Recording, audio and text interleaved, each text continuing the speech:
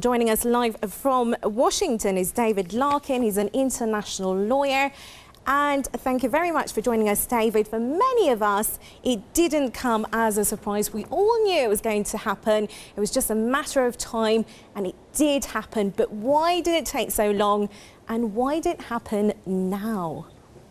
Well, that's a great question, and thank you for having me. I think the issue here is that we're not surprised, but boy, did it take forever. And it took forever because this man, Sepp Blatter, held on to power. No matter how many scandals hit this organization, he was determined to hang on to power. And to be frank, I think it's been to the disservice of the organization itself, because as we've seen, it's been scandal after scandal after scandal. And it's a good day that he's resigned, but there's still much, much work to do. Only 4 days after his election, why did he take this seat and then decide to resign? You know, that's a great question. And the thing you have to look at is that last night, the story about wire transfers from FIFA started to kind of unravel. And there became inconsistencies between what the South African Football Association and what FIFA were saying. And I got to be honest, it raises the suspicion that this sort of story was coming undone. And it really makes you wonder if that's one of the reasons that Sepp Blatter resigned today. And then, David, is it fair to demonize Sepp Blatter and say he's responsible for everything that's gone wrong in FIFA? Or no, there's more to this story?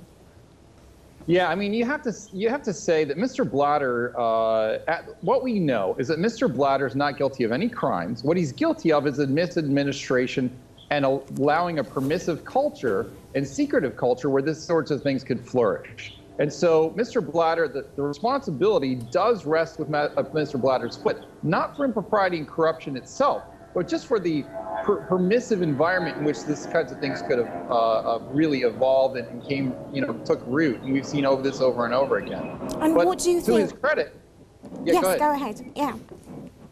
But I mean, to his credit, he's done a lot of great work in development, right? But the thing is that the development work that he did really politically was never free. Small FAs were always beholden to him, and that's why you saw this organization that was so reticent to change and support him no matter what happened, was because all these people were really beholden to really the cult of his personality.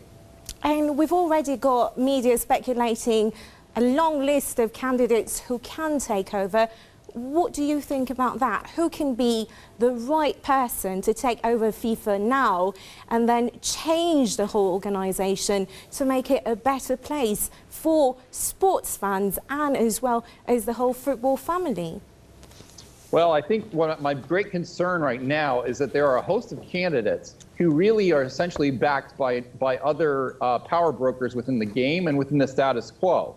My greatest fear right now is that we're going to have a new name that will be sold as change, when in reality, this is just another block of the status quo, just vying for power, and once again selling us that this is a change when really it's not. So who do I think is that change? I think it's a strong independent candidate. Who that person is, I think we have to wait and find out who emerges.